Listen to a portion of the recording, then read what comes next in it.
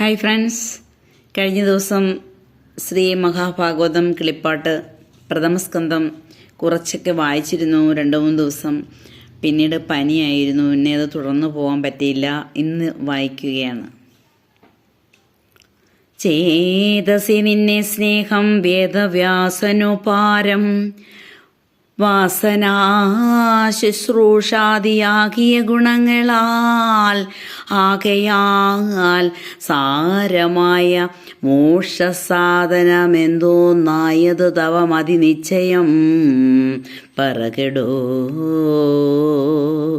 ഇക്കലിയുഗത്തിങ്കൽ മാനുഷപരിഷകൾ ദുഃഖിതന്മാരായുള്ളൂ നിത്യോപദ്രവങ്ങളാൽ അല്പായുസുകളുമായി അല്പബുദ്ധികളുമായി അല്പഭാഗ്യവാന്മാരുമായി മിക്കതുമുള്ളൂ നൂനം.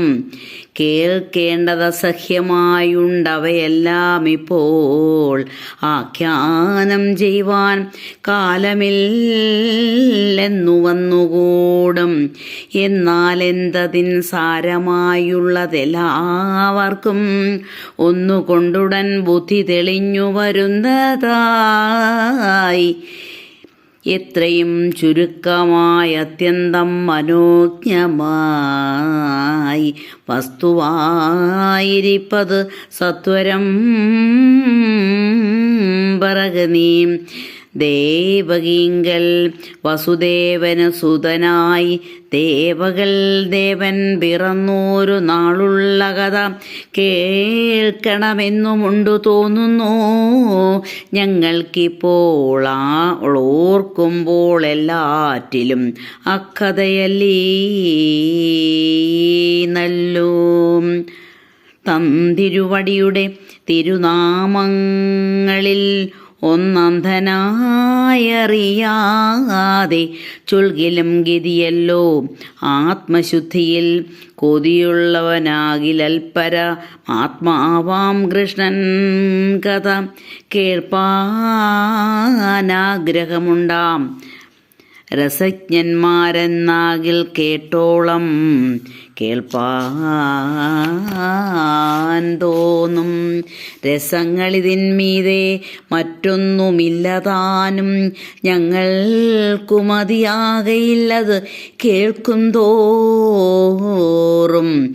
മംഗലചരിതങ്ങൾ ചൊല്ലൂ നീ മടിയാതെ.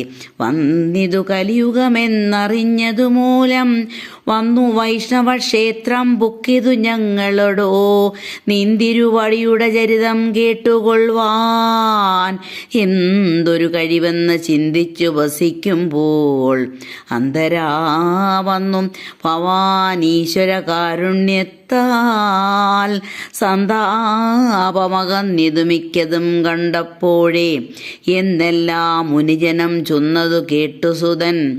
നന്നായി തെളിഞ്ഞുടൻ പറഞ്ഞു തുടങ്ങിനാൻ, വന്ദിച്ചിടുന്നേനെങ്കിൽ ശ്രീശുകമുനി തന്നെ നന്ദിച്ചിടണമെന്നെക്കുറിച്ചു സദാകാലം. വേദാന്തസാരാർത്ഥമായ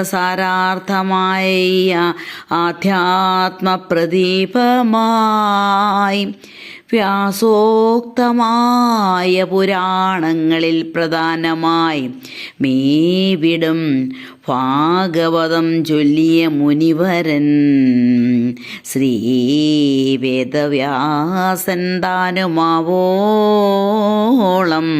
തുണയ്ക്കമേ.